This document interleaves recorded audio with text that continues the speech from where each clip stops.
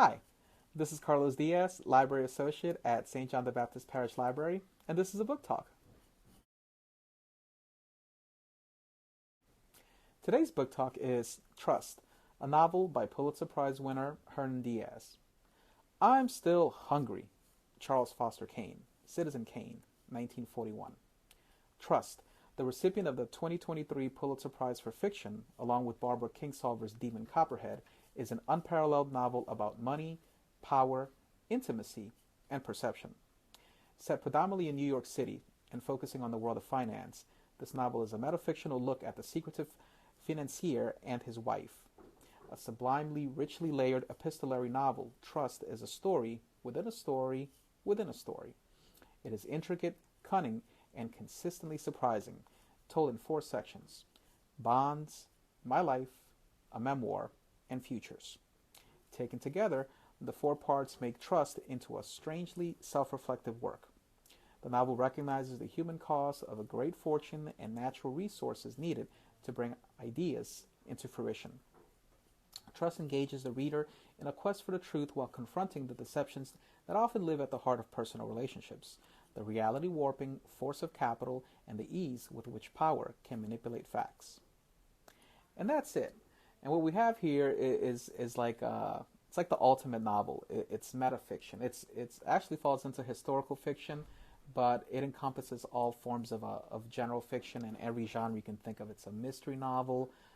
It's told by an omniscient narrator. He's also unnamed, and he's also unreliable, which I love.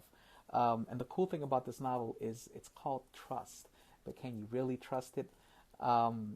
Again, it deals mainly with money and capital, and it's saying a lot subtly about income inequality, about the benefits of capitalism and how it can sometimes be a double-edged sword.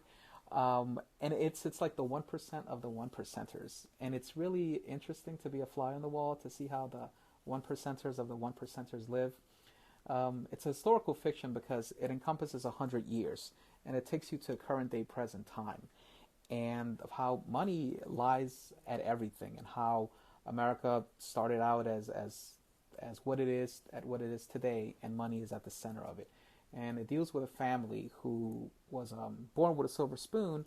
They have so much of it that they become philanthropists, give a lot of it away. They lose it. They go through the waves of fortunes and of destitute. And I like that. I thought that was interesting because it presents hardship, and it shows you how those people at the higher echelons deal with financial difficulties, which many of us in regular society have to. It also deals with truth and at the matter of truth, and I thought that was pretty cool. This novel, although historical fiction, reminds me of Truth Exercise by Susan Cho, another great book which won the 2019 National Book Award. And that one is similar to this one. They're parallel to each other.